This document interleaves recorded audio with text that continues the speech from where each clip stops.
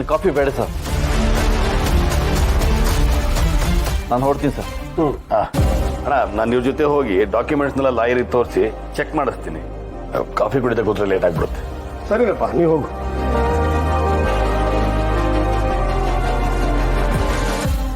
ಮದನ್, ಮಾವ, ಈ ಗ್ರಹಣದ ಬಗ್ಗೆ ನಿನಗೆ ನಂಬಿಕೆ ಹೇಗೋ?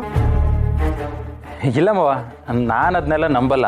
ಅದು ಅಲ್ಲದೆ ಇವತ್ತೇನು ಗ್ರಹಣ ಅಲ್ವಲ್ಲ, ಇವಳು ಹೇಳಿದ್ಲು ಅಂತ.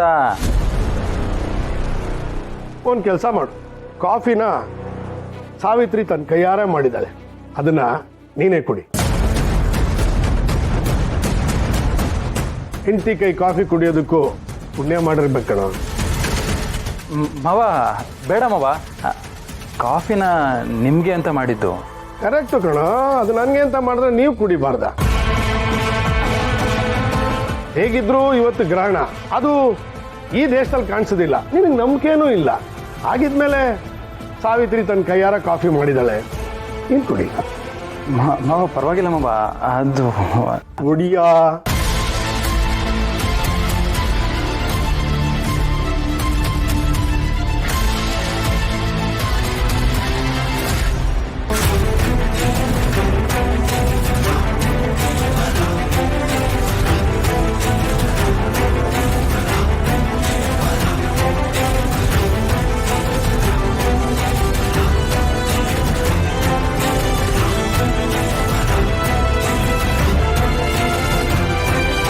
ತುಂಬಾ ಚೆನ್ನಾಗಿ ಮಾಡಿದೆ ಅನ್ಸುತ್ತೆ, ಖುಷಿಯಾಗಿ ಕುಡಿತಾ ಇದ್ದಾನೆ.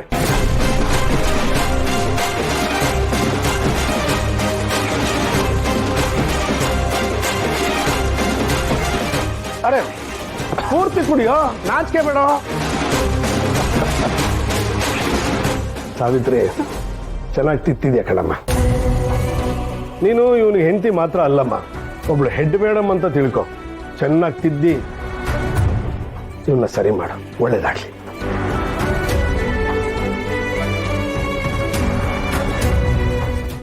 ಪರವಾಗಿಲ್ಲ, ಇಷ್ಟರಲ್ಲೇ ಇದ್ರೆ ಏನೂ ತೊಂದರೆ ಇಲ್ಲ. ಇದೆಲ್ಲ ಓಕೆ, ಇದನ್ನ ದಾಟಿ ಏನೂ ಆಗದಿದ್ರೆ ಸಾಕು. ಅಯ್ಯೋ ಮಾವ, ಆ ಥರ ಏನಿಲ್ಲ. ಅದು ಇವ್ರ ಕೆಲ್ಸಕ್ಕೆ ಹೊರಡ್ತಾ ಇದ್ರಲ್ಲ, ಅದಕ್ಕೆ ನಾನು ಇವ್ರ ತಲೆ ಬಾಚ್ತಾ ಇದ್ದೆ ಅಷ್ಟೇ. ಹೌದಮ್ಮ, ಸುಬ್ಬು ತಲೆ ಚೆನ್ನಾಗಾಗಿದೆ. ಸರಿ, ಹಾಗಾದ್ರೆ ಹುಷಾರಾಗಿ ಹೋಗ್ಬಿಟ್ಪಾ.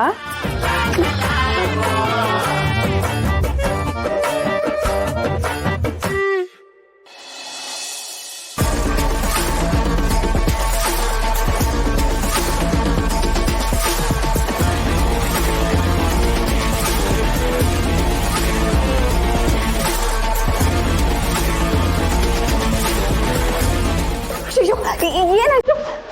ತುಂಬಾ ಖಾರ ಆಗ್ಬಿಡ್ತೇನೆ.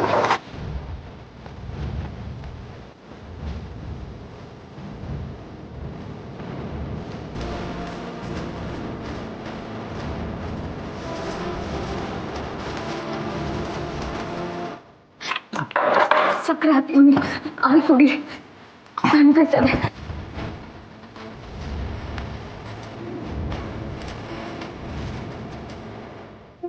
ಆಮೇಲೆ ಇವತ್ತು ಗ್ರಹಣ ಅಲ್ವರ, ಟಿವಿನಾಗೆ ಹೇಳ್ತಿದ್ರು ಗ್ರಹಣ ಮುಗಿಯೋವರೆಗೂ ಏನು ತಿನ್ಬಾರ್ದು, ಹಂಗ್ ಒಂದ್ ವೇಳೆ ಏನಾದ್ರು ತಿಂದ್ರೆ ಆರೋಗ್ಯ ಹೆಚ್ಚು ಕಮ್ಮಿ ಆಯ್ತದೆ ಅಂತ. ಹೇಯ್ ಮುಟ್ಬೇಡ ನನ್ನ. ಏನೋ ಒಂದೆರಡು ಸಲ ಮೌನಂದೆ ಬಚಾವಾದೆ ಅಂತ ಖುಷಿ ಪಡ್ತಿದ್ಯಾ? ನೀನು ಅನ್ಕೋತಿರ್ಬೋದಲ್ವಾ, ಇನ್ನು ಮುಂದೆ ನನ್ನ ಜೊತೆ ಹೇಳೋ ಪ್ರತಿ ಹೆಜ್ಜೆಲೂ ನಿನ್ನ ಜೀವನ ಬೆಳಕಾಗಿರುತ್ತೆ ಅಂತ.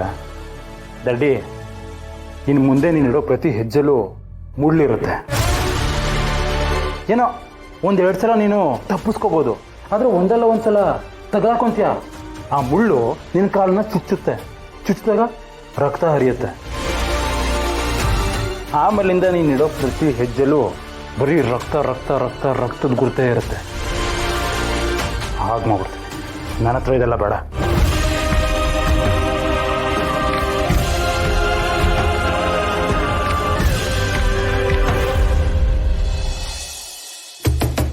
ಅಪ್ಪ, ತಮಗೆ ಹೊತ್ತು ಸಮಯ ಸಂದರ್ಭ ಏನು ಇಲ್ವೋ? ಲೋ ಮಗನೇ, ಇದೆಲ್ಲ ಆಡಿ ನೋಡಿ ದಾಟಿ ಬಂದಿರೋ ನಾನು 3 ತಿಂಗಳು 3 ಮಾರು ದೂರ ಇರಪ್ಪ. ಆಯ್ತಪ್ಪ. ಆದರೆ ತಾವು ಬೆಳಿಗ್ಗೆ ನಮ್ಮ ರೂಮಿಗೆ ಬಂದಿರೋದಕ್ಕೆ ಕಾರಣ ಏನಪ್ಪ? ನಿನ್ನ ಹತ್ರ ಒಂದು ಮುಖ್ಯವಾದ ವಿಷಯ ಮಾತಾಡ್ಬೇಕಾಯ್ತು ಕಣೋ.